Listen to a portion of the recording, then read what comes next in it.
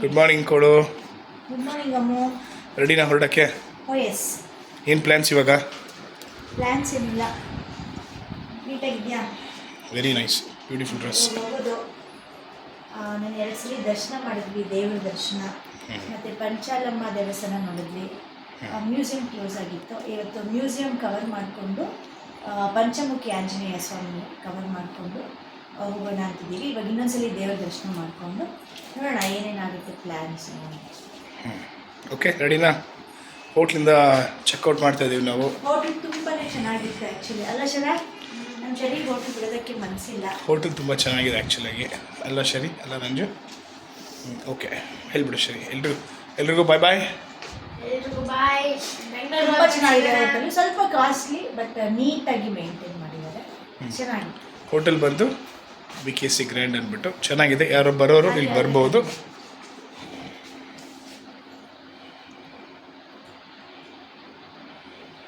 Okay, bye. So room checkout ಮಾಡ್ತಾ ಇದ್ದೀವಿ. ಏನಾದರೂ ಬಿಟ್ಟಿದ್ದೀವ ನೋಡು ಶರಿ? AC ಬಿಟ್ಟಿದ್ದೀವಿ, AC ರಿಮೋಟ್ ಬಿಟ್ಟಿದ್ದೀವಿ, TV ಬಿಟ್ಟಿದ್ದೀವಿ, TV ರಿಮೋಟು. ಅಪ್ಪ ಅದು ಹೋಟ್ಲ ಒಂದು ನಿಮ್ದೇನಾದರೂ ಬಿಟ್ಟಿದ್ಯಾ ಅಂತ. ನೀನು ಎಲ್ಲಿ ಬಿಟ್ಟಿದ್ಯಾ? Enjoy the trip. ಇಲ್ಲ more days ಅಲ್ಲ, ಅಯ್ಯೋ more.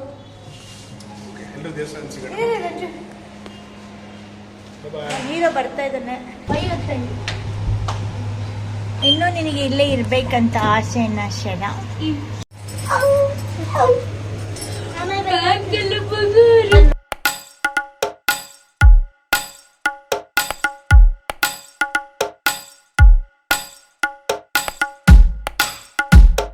ನಮಸ್ಕಾರ ಎಲ್ಲರಿಗೂ, ನನ್ನ ಯೂಟ್ಯೂಬ್ ಚಾನಲ್ಗೆ ನಿಮಗೆಲ್ಲರಿಗೂ ಸ್ವಾಗತ. ಲಾಸ್ಟು 2 ವ್ಲಾಗಲ್ಲಿ ನಾನು ಬ್ಯಾಂಗ್ಳೂರ್ ಟು ಮಂತ್ರಾಲಯ ಹೋಗಿದ್ದು ಮತ್ತು ದೇವರ ದರ್ಶನ ಸೇವೆ ಬಗ್ಗೆ ವ್ಲಾಗ್ ಮಾಡಿದ್ದೆ. ಸೊ ಅದರ ಕಂಟಿನ್ಯೂಷನ್ ವ್ಲಾಗ್ ಇದು. ಇವತ್ತು ನಮ್ಮದು ಸೆಕೆಂಡ್ ಡೇ, ಅಂದರೆ ಸಂಡೇ. ನಾವು ರೂಮನ್ನು ಚೆಕ್ಔಟ್ ಮಾಡಿಕೊಂಡು ಅರ್ಲಿ ಮಾರ್ನಿಂಗ್ 6:15ಗೆ ನಾವು ಚೆಕ್ಔಟ್ ಮಾಡಿಬಿಟ್ವಿ. ಸೊ ಅಲ್ಲಿಂದ ಇಲ್ಲಿ ನನ್ನ ಕೊಲೀಗ್ ಅವರು ಒಂದು ರೂಮ್ ಮಾಡಿದ್ವು ಪದ್ಮಾವತಿ ಗೆಸ್ಟ್ ಹೌಸಲ್ಲಿ. ಸೊ ಅವ್ರ ರೂಮ್ಗೆ ಬಂದು, ಸೊ ಅವರನ್ನು ನಾವು ಇಬ್ಬರು ಸೇರಿ ನೆಕ್ಸ್ಟ್ ಫರ್ದರ್ ದೇವ್ರ ದರ್ಶನ ಮಾಡಿಕೊಂಡು ಪಂಚಮುಖಿಗೆ ಹೋಗೋಣ ಅಂತ ಪ್ಲ್ಯಾನ್ ಮಾಡಿದ್ವಿ. ಹಾಗಾಗಿ ನಾವಿಲ್ಲಿ ಅವ್ರ ಗೆಸ್ಟ್ ಹೌಸ್ ಹತ್ರ ಬಂದಿದ್ವಿ. ಸೊ ಇದೂ ಅಷ್ಟೇ ತುಂಬಾ ಚೆನ್ನಾಗಿತ್ತು, ನೀಟಾಗಿತ್ತು ಗೆಸ್ಟ್ ಹೌಸು. ನಾವಿಲ್ಲಿಂದ ಈಗ ದೇವಸ್ಥಾನದ ಕಡೆಗೆ ಹೊರಟಿದ್ವಿ. ಹೊರಡುವಾಗ ಕೋಇನ್ಸಿಡೆನ್ಸ್ ಅನ್ನೋ ರೀತಿಯಲ್ಲಿ ನಮ್ಮ ಸೋದರತ್ತೆ ಮತ್ತು ಅವ್ರ ಫ್ಯಾಮ್ಲಿಯವರೆಲ್ಲ ನಮಗೆ ಸಿಕ್ಕಿದ್ರು. ನನಗೆ ತುಂಬಾ ಖುಷಿ ಆಯಿತು. ಅಂದರೆ ದೇವರು ಬರೆದಿಟ್ಟಿರ್ತಾನೆ ಯಾರ್ಯಾರು ಯಾವ ಮೊಮೆಂಟಲ್ಲಿ ಎಲ್ಲಿರಬೇಕು ಅಂತ. ಸೊ ಹಾಗಾಗಿ ನನಗೆ ಅಲ್ಲಿ ಅವ್ರನ್ನ ನೋಡಿದ್ದು ಖುಷಿ ಆಯಿತು. ಬಟ್ ತುಂಬ ಹೊತ್ತು ಟೈಮ್ ಸ್ಪೆಂಡ್ ಮಾಡೋಕ್ಕಾಗಲಿಲ್ಲ. ಯಾಕೆ ಅಂತ ಹೇಳಿದ್ರೆ ನಾವು ಬೇರೆ ಬೇರೆ ದೇವಸ್ಥಾನಗಳನ್ನು ನೋಡೋ ಐಡಿಯಾ ಇಟ್ಕೊಂಡಿದ್ವಿ. ಮತ್ತು ಅವರು ಕೂಡ ದೇವಸ್ಥಾನಕ್ಕೆ ಹೊರಡೋ ಬರದಲ್ಲಿದ್ದರು.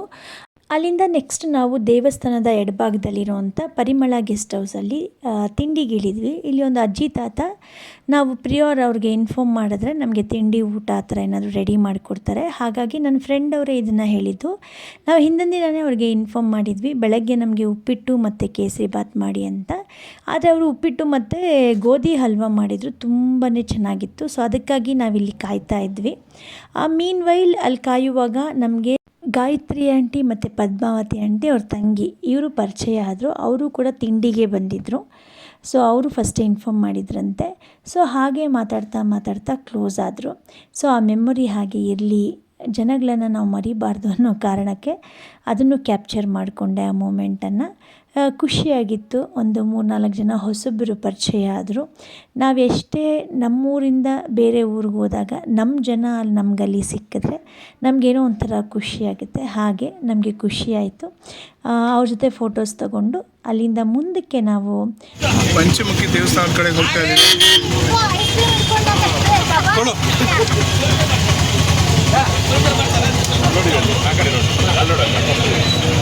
ನೋಡಿ ಶರಿ, ರಂಜು ಎಲ್ಲ ನೋಡಿ.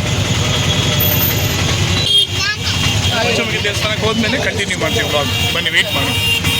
ಪಂಚಮುಖಿಗೆ ಹೊರಡೋ ದಾರಿಯಲ್ಲಿ ಮಂತ್ರಾಲಯದಿಂದ ಸುಮಾರು 20 ಕಿಲೋಮೀಟರ್ ದೂರದಲ್ಲಿ ನಮಗೆ ಈ ಬಿಚ್ಚಾಲೆ ಟೆಂಪಲ್ ಸಿಗುತ್ತೆ. ಇದರ ವಿಶೇಷ ಏನಂದರೆ ಇಲ್ಲಿ ಸುಮಾರು 13 ವರ್ಷಗಳ ಕಾಲ ರಾಯರು ಜಪವನ್ನು ಮಾಡಿದ್ರಂತೆ. ಅಷ್ಟೇ ಅಲ್ಲ, ರಾಯರ ಪರಮ ಭಕ್ತರಾಗಿರುವಂಥ ಅಪ್ಪಣ್ಣಾಚಾರ್ಯರು ಪ್ರತಿಷ್ಠಾಪನೆ ಮಾಡಿರುವಂಥ ಏಕಶಿಲೆ ಬೃಂದಾವನ ಕೂಡ ನಾವಿಲ್ಲಿ ನೋಡಬಹುದು. ಅಪ್ಪಣ್ಣಾಚಾರ್ಯರೆಂದರೆ ಪೂಜ್ಯಾಯ ರಾಘವೇಂದ್ರಾಯ ಸತ್ಯಧರ್ಮ ರಥಾಯ ಚ ಅಂತ ನಾವೇನು ಸ್ತೋತ್ರ ಹೇಳ್ತೀವಿ ಅದನ್ನು ಬರೆದಿರೋವಂಥವ್ರು. ಇಲ್ಲಿ ಅಷ್ಟೇ ಅಲ್ಲ, ರಾಯರು ಯೂಸ್ ಮಾಡ್ತಿದ್ದ ಹೊರಳುಕಲ್ಲು ನಾವು ನೋಡಬಹುದು. ಸೊ ಇದನ್ನು ನಾವು 2ನೇ ಮಂತ್ರಾಲಯ ಅಂತಲೇ ಕರಿತೀವಿ. ಈ ಜಾಗವನ್ನು ನೋಡಿದ ಮೇಲೇ ಮಂತ್ರಾಲಯದ ಟ್ರಿಪ್ ಕಂಪ್ಲೀಟ್ ಆಗುತ್ತೆ ಅನ್ನೋ ಒಂದು ಪ್ರತೀತಿ. ಸೊ ಹಾಗಾಗಿ ಮಂತ್ರಾಲಯಕ್ಕೆ ವಿಸಿಟ್ ಮಾಡೋರೆಲ್ಲ ತಪ್ಪದಿರ ಈ ಜಾಗನೂ ಕೂಡ ನೋಡ್ಕೊಂಬನ್ನಿ. ಅಷ್ಟು ಪುಣ್ಯವಾಗಿರುವಂಥ ಜಾಗದಲ್ಲಿ ನಾವು ಅಟ್ಲೀಸ್ಟ್ ಒಂದು 10 ನಿಮಿಷ ಕೂತ್ಕೊಳ್ಳಿಲ್ಲ ಅಂದರೆ ಹೇಗೆ? ಸೊ ಅಲ್ಲೆಲ್ಲ ಒಂದು 5 ನಿಮಿಷ ಕೂತ್ಕೊಂಡು, ಸೊ ಅಲ್ಲಿಂದ ಇವಾಗ ಮೇಲ್ಗಡೆ ಬಿಚ್ಚಲಮ್ಮ ಟೆಂಪಲ್ಲು ಕನ್ಸ್ಟ್ರಕ್ಟ್ ಮಾಡಿದ್ದಾರೆ. ಫಸ್ಟ್ ಅದು ಹಾಗಿರಲಿಲ್ವಂತೆ. ಸೊ ಇವಾಗ ನೀಟಾಗಿ ಕನ್ಸ್ಟ್ರಕ್ಟ್ ಮಾಡಿದ್ದಾರೆ. ಇಲ್ಲಿ ಒಂದು ನಾಗರಕಲ್ಲನ್ನು ಕೂಡ ಪ್ರತಿಷ್ಠಾಪನೆ ಮಾಡಿದ್ದಾರೆ. ಅದಾದಮೇಲೆ ನೋಡಿ, ಹಳೆ ಬಿಚ್ಚಾಲಮ್ಮ ಟೆಂಪಲ್ ಈ ರೀತಿ ಇತ್ತು. ಈಗ ಇದನ್ನು ಬೆಲ್ಲ ಮತ್ತು ಬಾಳೆಹಣ್ಣನ್ನು ಉಪಯೋಗಿಸ್ಕೊಂಡು ಈ ದೇವಸ್ಥಾನನ ಕನ್ಸ್ಟ್ರಕ್ಟ್ ಮಾಡಿದ್ದಾರೆ. ಅದು ಈ ದೇವಸ್ಥಾನದ ವಿಶೇಷ. ಸೊ ಆ ದೇವಸ್ಥಾನವೂ ಅಷ್ಟೇ ಪ್ರಶಾಂತವಾಗಿ ತುಂಬ ಚೆನ್ನಾಗಿದೆ. ಮತ್ತು ನನ್ನ ಕೊಲಿಗವರು ಕೂಡ ಇಲ್ಲಿ ದೇವರಿಗೆ ಅಂತ ಸೀರೆ ಎಲ್ಲ ತಂದಿದ್ರು. ಸೊ ಅದನ್ನು ಕೊಟ್ಟು ದೇವರಿಗೆ ನಾವು ಮಂಗಳಾರತಿ ಮಾಡಿಸ್ಕೊಂಡು ಅಲ್ಲಿಂದ ಮುಂದಕ್ಕೆ ಪ್ರಯಾಣ ಬೆಳೆಸಿ ಪಂಚಮುಖಿಗೆ ಹೊರಡಬೇಕಾಗಿತ್ತು. ದಾರಿಯಲ್ಲಿ ನದಿ ಅಲ್ಲಿ ಸ್ವಲ್ಪ ಹೊತ್ತು ಆಟ ಆಡಬೇಕು ಅಂತ ಹೇಳಿದ್ರು ಮಕ್ಕಳು. ಹಾಗಾಗಿ ಒಂದು 10-15 ನಿಮಿಷ ಆ ನದಿ ಹತ್ರ ಕಾಲ ಕಳೆದು ಮುಂದಕ್ಕೆ ನಾವು ಮತ್ತೆ ಪಂಚಮುಖಿ ಕಡೆಗೆ ಪ್ರಯಾಣ ಬೆಳೆಸಿದ್ವಿ. ಪಂಚಮುಖಿ ಟೆಂಪಲ್ ತುಂಬಾ ಕ್ರೌಡ್ ಇದ್ದಿದ್ದರಿಂದ ನನಗೆ ವಿಡಿಯೋ ಮಾಡೋಕ್ಕಾಗಲಿಲ್ಲ. ಬಟ್ ದರ್ಶನ ತುಂಬಾ ಚೆನ್ನಾಗಾಯಿತು. ಸ್ಪೆಷಲ್ ದರ್ಶನ ತೊಗೊಂಡಿದ್ವಿ. ಮತ್ತು ನಮಗೆ 1 o'clockಗೆ ಬಸ್ ಬುಕ್ ಆಗಿದ್ದರಿಂದ ನಾವು ಅದು ರೀಚ್ ಆಗಬೇಕು ಅನ್ನೋ ಟೆನ್ಷನಲ್ಲಿ ನನಗೆ ವಿಡಿಯೋ ಮಾಡೋಕ್ಕಾಗಲಿಲ್ಲ. ಇವಾಗ ನಾವು ಬಸ್ಸಿಗೆ ಬೋರ್ಡಿಂಗ್ ಆಗ್ತಾಯಿದ್ದೀವಿ, ಮಂತ್ರಾಲಯ ಟು ಬ್ಯಾಂಗ್ಳೂರ್. ಆಯ್ತಮ್ಮ ದರ್ಶನ ಎಲ್ಲ? Going back to Bangalore. ದರ್ಶನ ಎಲ್ಲ ಚೆನ್ನಾಗಾಯ್ತಾ? ಚೆನ್ನಾಗಾಯಿತು. ಬೆಂಗಳೂರಲ್ಲಿ ಸಿಗೋಣ ಹಂಗಂದರೆ. ಬೈ. ಸೊ ಕರೆಕ್ಟ್ ಟೈಮ್ಗೆ ಆಟೋ ಡ್ರೈವರ್ ನಮ್ಮನ್ನು ಬಸ್ ಸ್ಟಾಪ್ಗೆ ಡ್ರಾಪ್ ಮಾಡಿದ್ರು. ಅಲ್ಲಿಂದ ನಾವು ಸೆಟ್ಲಾಗಿ ಬಸ್ಸಲ್ಲಿ ಬ್ಯಾಂಗ್ಳೂರಿಗೆ ಹೊರಡ್ತಾ ಇದ್ದೀವಿ. ಸೊ ಬ್ಯಾಂಗ್ಳೂರಿಗೆ ಬರೋದಂದರೆ ವಾಪಸ್ ನಮ್ಮೂರಿಗೆ ಬರ್ತಾ ಇದ್ದೀವಿ ಅನ್ನೋ ಒಂದು ಖುಷಿ. ಸೊ ನನ್ನ ಮಗಳು ಮಂತ್ರಾಲಯದ ನೆನಪಿಗೆ ಒಂದು ಗೊಂಬೆ ತೊಗೊಂಡಿದ್ದಾಳೆ. ಸೊ ಬ್ಯಾಂಗ್ಳೂರಿಗೂ ಬರೋ ದಾರಿಯಲ್ಲಿ ಮಧ್ಯಾಹ್ನ ನಾವು ಏನೂ ತಿಂದಿರಲಿಲ್ವಲ್ಲ. ಸೊ ಇಲ್ಲಿ ಹೋಟೆಲ್ ಹತ್ರ ನಿಲ್ಲಿಸಿದ್ದಾರೆ ಊಟಕ್ಕೆ. ಮಿಡಿತೂರು ಅಂತ ಹೆಸರು. ಬನ್ನಿ ಊಟ ಮಾಡಿ. ಸೊ ನಾವು ಬಸ್ ಹತ್ತಿದ ಮೇಲೆ ನನ್ನ ಮಕ್ಕಳಿಬ್ರು ಊಟ ಎಲ್ಲ ಆಗಿತ್ತಲ್ಲ, ಎನರ್ಜಿ ಇತ್ತು. ನನ್ನ ಮಗಳಂತೂ ಸ್ವಲ್ಪ ತಲೆಹರಟೆ. ಸೊ ಅವ್ರ ಅಣ್ಣನ ರೇಗಿಸ್ಕೊಂಡು ಗಲಾಟೆ ಮಾಡಿಕೊಂಡು ಪಾಪ ಬಸ್ಸಲ್ಲಿ ಎಲ್ಲರೂ ಊಟ ಮಾಡಿ ಚೆನ್ನಾಗಿ ನಿದ್ದೆ ಮಾಡಿದ್ರು. ಅವ್ರನ್ನೆಲ್ಲ ಒಂದು ರೌಂಡು ಎಬ್ಸಿದ್ರು. ಸೊ ಊಟ ಆದಮೇಲೆ ಬೆಳಗ್ಗೆ ಬೇಗ ಎದ್ದಿದ್ದರಿಂದ ಚೆನ್ನಾಗಿ ನಿದ್ದೆ ಬಂತು. ಸೊ ನಿದ್ದೆ ಹೇಳೋಷ್ಟರಲ್ಲಿ ಕಾಫಿ ಬ್ರೇಕ್ ಅಂತೇಳ್ಬಿಟ್ಟು ಒಂದು ಹೋಟೆಲ್ ಹತ್ರ ಸ್ಟಾಪ್ ಮಾಡಿದ್ರು.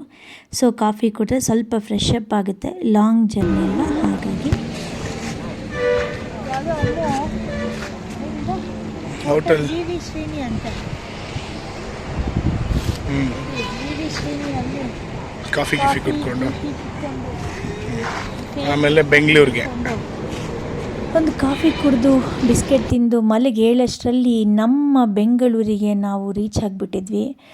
ಆಹಾ, ಏನು ಸ್ವರ್ಗ ರೀ! ರೀಚ್ ಆಗಿದ ತಕ್ಷಣವೇ ತಂಪಾಗಿರುವಂಥ ಗಾಳಿ, ವಾತಾವರಣ ಎಷ್ಟು ಚೆನ್ನಾಗಿತ್ತಪ್ಪ ಅಂತೇಳಿದ್ರೆ ಯಾರು ಏನೇ ಹೇಳಿದ್ರು ನಮ್ಮ ಬೆಂಗಳೂರಲ್ಲಿ ಸಿಗುವಂಥ ತಿಂಡಿ, ಊಟ ಆಗಿರ್ಬೋದು, ವಾತಾವರಣ ಆಗಿರ್ಬೋದು ಇನ್ನೆಲ್ಲೂ ಸಿಗೋಕ್ಕೆ ಸಾಧ್ಯ ಇಲ್ಲ. ಬೇರೆಯವರು ನಮ್ಮಲ್ಲಿ ಅಡ್ಜಸ್ಟ್ ಆಗ್ಬೋದೇನೋ, ಬಟ್ ಬೆಂಗಳೂರಲ್ಲಿರೋರಿಗೆ ಬೇರೆ ಕಡೆ ಅಡ್ಜಸ್ಟ್ ಆಗೋದು ತುಂಬಾ ಕಷ್ಟ. ನಿಜ, ಪ್ರಪಂಚ ಎಲ್ಲ ಸುತ್ತಾಡಬೇಕು, ಪ್ರಪಂಚನೆಲ್ಲ ನೋಡಬೇಕು. ಆದರೆ ಜನನೀ ಜನ್ಮಭೂಮಿಶ್ಚ ಸ್ವರ್ಗಾದಪಿ ಗರೀಯಸಿ, ನಮ್ಮ ನೆಲೆಗೆ ನಾವು ಬಂದರೆ ಆ ಸುಖ ಇದೆಯಲ್ಲ, ಅದಕ್ಕಿಂತ ಬೇರೆ ಸ್ವರ್ಗ ಇಲ್ಲ ಅಲ್ವಾ. ಸೊ ಬೆಂಗಳೂರಿಗೆ ರೀಚ್ ಆಗಿ ಆಟೋ ಹಿಡ್ಕೊಂಡು ಮನೆ ಹತ್ತ ಹೊರಟಿದ್ದೀವಿ. ಎಲ್ಲಿಗೆ ಬಂದ್ಯಾ? Bengaluru the heaven on earth. ಸ್ವರ್ಗ ಭೂಮಿ ಅಂದರೆ ಬೆಂಗಳೂರು. ರುಕ್ಕಮ್ಮನ ನೂರೂರು ನೋಡಿ ಬಂದೆ ರುಕ್ಕಮ್ಮ, ನೂರರಲ್ಲೂ ನಮ್ಮ ಊರೇ ಊರಮ್ಮ. ಹೇ ರುಕ್ಕಮ್ಮ ನಮ್ಮ ಊರೇ ಊರಮ್ಮ. ನೂರು ಕೆರೆಯ ನೀರು ಕುಡಿದೆ ರುಕ್ಕಮ್ಮ, ನೂರರಲ್ಲೂ ಕಾವೇರಿನೇ ನೀರಮ್ಮ. ಹೇ ರುಕ್ಕಮ್ಮ ನಮ್ಮ ನೀರೇ ನೀರಮ್ಮ. ಹೇ ರುಕ್ಕಮ್ಮ ಬೆಂಗಳೂರೇ ಊರಮ್ಮ. ಹೀಗಿತ್ತು ನಮ್ಮ ಮಂತ್ರಾಲಯದ ಟ್ರಿಪ್. ನಮ್ಮ ಬ್ಯುಸಿ ಸ್ಕೆಡ್ಯೂಲು, ಬ್ಯುಸಿ ಲೈಫ್ ಸ್ಟೈಲಲ್ಲಿ ಈ ಥರದೊಂದು ಸಣ್ಣ ಸಣ್ಣ ಬ್ರೇಕ್ಗಳು ಆಗಾಗ ಬೇಕಾಗುತ್ತೆ. ನಮ್ಮ ಲೈಫನ್ನು ನಾವೇ ಖುಷಿ ಪಡೋದಕ್ಕೆ, ನಮ್ಮ ಲೈಫನ್ನು ನಾವೇ ಎಂಜಾಯ್ ಮಾಡೋದಕ್ಕೆ, ನಮ್ಮ ಲೈಫಲ್ಲಿ ನಾವೇ ಒಂದ್ಸಲಿ ಇಣುಕಿ ನೋಡೋದಕ್ಕೆ ಅಲ್ವಾ? ಸೊ ನನ್ನ ವ್ಲಾಗನ್ನು ನೀವು ನನ್ನಷ್ಟೇ ಎಂಜಾಯ್ ಮಾಡಿದರೆ ನನ್ನ ವ್ಲಾಗ್ಗೆ ಲೈಕ್ ಮಾಡಿ, ನನ್ನ ಚಾನಲ್ಗೆ ಸಬ್ಸ್ಕ್ರೈಬ್ ಮಾಡಿ, ಒಂದು ಸಣ್ಣದೊಂದು ಕಮೆಂಟನ್ನು ಪಾಸ್ ಮಾಡಿ. ನಿಮ್ಮ ಸಪೋರ್ಟ್ ನನಗೆ ತುಂಬಾ ಮುಖ್ಯ. ಒಳ್ಳೆ ಕಂಟೆಂಟನ್ನು ಕೊಡೋದಕ್ಕೆ, ಒಳ್ಳೆ ಐಡಿಯಾಸನ್ನು ಕ್ರಿಯೇಟ್ ಮಾಡೋದಕ್ಕೆ. See you in my next vlog. Till then take care. Bye bye.